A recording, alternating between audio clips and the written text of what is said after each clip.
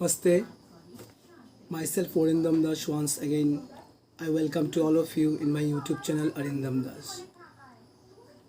उम्मीद करता हूँ कि आप सभी बहुत ही अच्छे होंगे और घर पर ही स्वस्थ होंगे और परमेश्वर से यही दुआ करूँगा कि आप लोग हमेशा बहुत अच्छे रहे, स्वस्थ रहे और हमेशा एक हेल्दी लाइफस्टाइल आप लोग अडॉप्ट करें।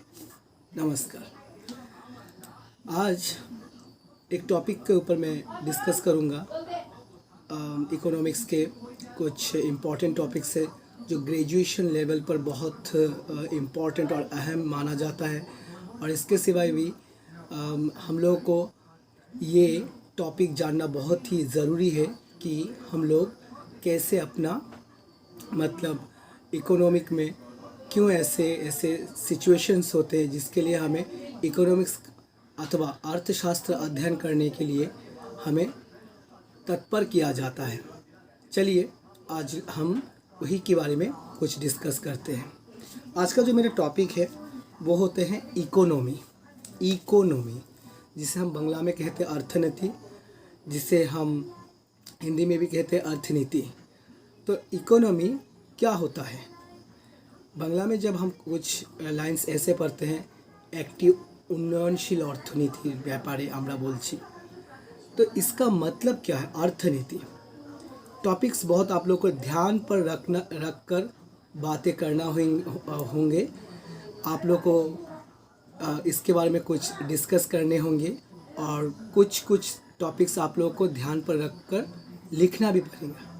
जैसे अर्थनीति, हम ये जो टॉपिक्स डिस्कस कर रहे हैं ये अर्थशास्त्र है, अर्थनीति नहीं।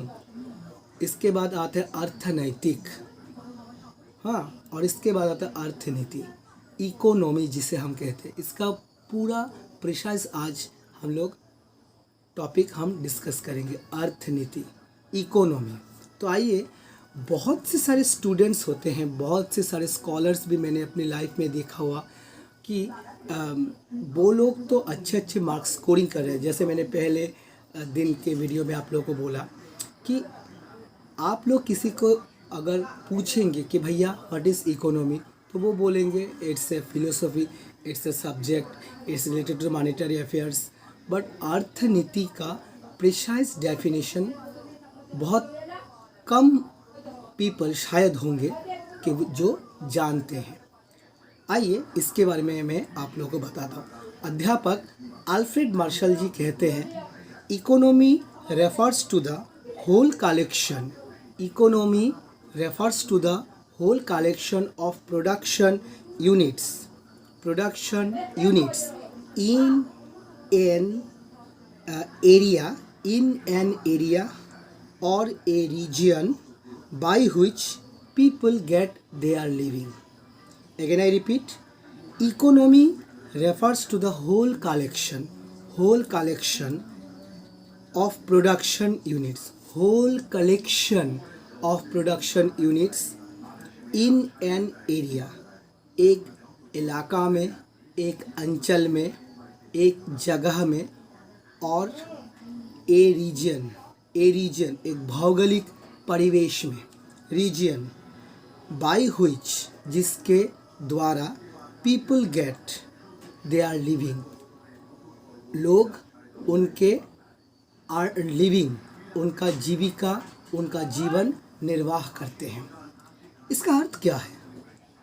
इसका तात्पर्य क्या है? What is the precise definition of an economy? मैंने पहले जैसे आप लोगों को बोला, अभी मैं बोल रहा हूँ, अभी भी मैं ये बातें आप लोगों को बता रहा हूँ कि बहुत से कम संख्यक पीपल आप पाएंगे जो इनका प्रिसाइजली इनका जो डेफिनेशंस है शायद ही आपको बताएंगे। तो देखिए, मैं अगेन बोलता हूँ, what are the production units? किस प्रोडक्शन यूनिट्स के बारे में बताया गया? ऑल सच प्रोडक्शन यूनिट्स और the institutions and organisations which provide people with the means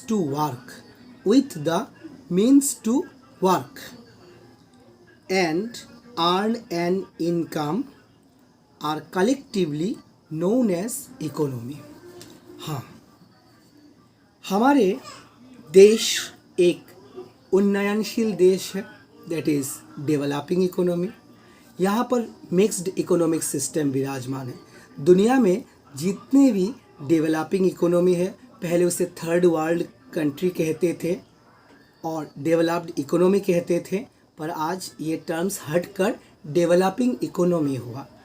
तो बांग्लादेश, पाकिस्तान, नेपाल, भूटान, भूटान के बारे में मैं नहीं बता सकता, हमारे इंडिया, ये सारी देश डेवलपिंग इकोनॉमी के तहत आता है।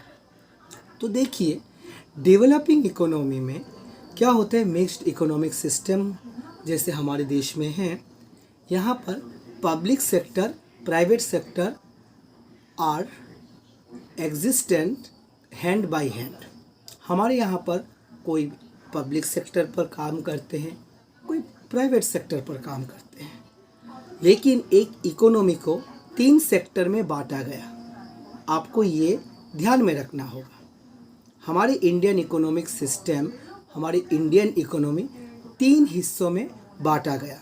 पहला प्राइमरी सेक्टर, दूसरा सेकेंडरी सेक्टर और तीसरा टर्शियरी सेक्टर। ये भी इकोनॉमी का एक प्रिसाइज डेफिनेशन है। ठीक है, प्राइमरी सेक्टर में mean, fishing, house holding activity को जाना गया। सेकेंडरी एक्टिविटी में आप लोगों का आता है जैसे वो इंडस्ट्री, प्लांट वगैरह में। और थर्ड जैसे टर्शियरी सेक्टर, बैंक्स और all the government institutions are included here. देखिए, प्रोडक्शन को हम जब जनरेट करते हैं, दुनिया में हम लोगों को कुछ पाने के लिए हमें परिश्रम करना पड़ता है, काम करना पड़ता है, और काम के तहत हम लोग अपना इनकम अर्निंग करते हैं, और इसी इनकम को हम क्या करते हैं, बांटते हैं for surviving ourselves. Here we can see that all such institutions, that is the production units which provide people, जो आदमियों को, जो लोगों को प्रोवाइड करते हैं, जो लोगों को योगदान देते हैं, हाँ, provide people with the means to work, काम के सिलसिले को बढ़ाते, काम के लिए उन लोगों को प्रोत्साहित करते हैं, means to work and earn an income, और इसके तहत जाकर अर्न एन इनकम अर्निंग करते हैं। तो इसी के तहत हम जितना भी देखते हैं, इसी को ही हम इकोनॉमी कहते हैं। अभी हमारे देश में कोई, सभी तो प्राइवेट सेक्टर पर काम नहीं करते, सभी गवर्नमेंट सेक्टर पर भी हम काम नहीं करते। तो प्राइमरी सेक्टर, जैसे आप रूरल एरिया पे जाके देखिए, कोई फिशिंग करते हैं, कोई एग्रीकल्चरल लैंड के ऊपर काम करते हैं, कोई सिलाई कढ़ाई काम करते हैं, कोई अगरबत्ती बनाते हैं। उसके बाद आइए, कोई इंडस्ट्री में काम करते हैं मज़दूर की तरह, कोई किसी माइन पर वर्किंग करते हैं एज ए वर्कर, कोई टीचर है, कोई डॉक्टर है, कोई लॉयर है, हाँ, कोई बैंकिंग सेक्टर पर काम करते हैं, कोई हॉस्पिटल में आया का काम करते हैं, हाँ, कोई किसी के पास अपना खुद का शॉप है। तो all such institutions provide people some activity, and through this activity they are getting their income. And when these activities or these institutions are helpful people to provide their income or their earning, this is known as economy. उन्हें कहते हैं economy. ये बात आप लोग को ध्यान पर रखना होगा कि इकोनॉमी एक देश भी हो सकता है, और देश के अंदर रीजन भी हो सकते हैं, स्टेट भी हो सकते हैं। मेरा घर मैं किराए पे देता हूँ, और जहाँ से मेरा इनकम आता है वही मेरे लिए इकोनॉमी होगा। मैं जिस कॉलेज में पढ़ाता हूँ, मैं जिस स्कूल पे पढ़ाता हूँ, जहाँ से मुझे अर्निंग मिलता है वही मेरे लिए इकोनॉमी होता है। मेरे पापा का एक फिशरी है, वहाँ से हम लोग फिशिंग करके अपना गुजारा करते हैं, ये भी मेरे लिए एक इकोनॉमी होगा। आप लोग को ये याद में रखना होगा, ध्यान पर रखना होगा, दिमाग में रखना होगा। जैसे दस all production units located within a geographical area, एक भौगोलिक सीमा पर, एक भौगोलिक इख्तियार पर, all such geographical area are collectively called an economy. For example, Indian economy refers to whole collection of all production units. Indian economy, it is comprised of all such production units. कहाँ से production आता है आप देखिए. पहला आता है agriculture से, फिर आता है फार्म्स से, फैक्ट्रीज से, इंडस्ट्रीज से, बैंक से, माइंस से, रेलवे से, होटल से, स्कूल से, हॉस्पिटल से, कंस्ट्रक्शन वर्क से, गवर्नमेंट एंड प्राइवेट ऑफिसेस से आता है, जहाँ से पीपल अपना गुजारा करता है, अपना इकोनॉमी, अपना अर्निंग करते हैं, जहाँ से उनका एक अमाउंट ऑफ पोर्शन मिलता है. So all such institutions are collectively known as economy. ठीक है. दीज प्रोडक्शन यूनिट्स, ये जो प्रोडक्शन यूनिट्स होते हैं, produce goods and services. Goods भी प्रोडक्शन करते, सर्विसेज भी देते. कॉलेज, स्कूल्स, यूनिवर्सिटीज़, उसके बाद हॉस्पिटल्स, यहाँ से आप लोग को सर्विसेज प्रोवाइड करते हैं. माइंस, उसके बाद बैंक भी सर्विसेज देते हैं. डिफेंस, ये भी सर्विसेज देते हैं. Industries, construction worker, all these are termed as the all these are engaged in production units of some goods. Okay, they are enable people to earn income by working in these units. ये जो मैंने जो जिसके बारे में अभी बोला, banks, hospitals, mines, industries etcetera, मैंने बोला ये सब पीपल को क्या प्रोवाइड करते हैं, उनका गुजारा के लिए अर्निंग प्रोवाइड करते हैं. और जहाँ से अर्निंग प्रोवाइड होगा वही होते हैं हमारे लिए इकोनॉमी. आप लोगों को ये दिमाग में रखना होगा. तो देखिए, सारे विश्व में, ऑल द यूनिवर्स में, there are three kinds of economic system appears. There are three kind of economic system appeared. Number 1, capitalist economy or market economy. Number 2, centrally planned economy or socialist economy. और number 3, mixed economy. तो देखिए, capitalist economy और market economy, जिन्हें हम बाजार अर्थनीति कहते हैं, capitalist society जहाँ से अपेयर होता है वो है USA, UK. हाँ, जिसे पूंजीवादी देश कहते हैं वो होते हैं हमारे USA, UK. ये they are the best examples. Number 2, socialist, समाजवादी अर्थनीति. यहाँ पे centrally planned economy, that is केंद्रीय परिकल्पित अर्थनीति. इसे हम कहाँ पर देखते हैं? चाइना में देखते हैं. पहले ये सोवियत यूनियन था, वहीं पे देखते थे.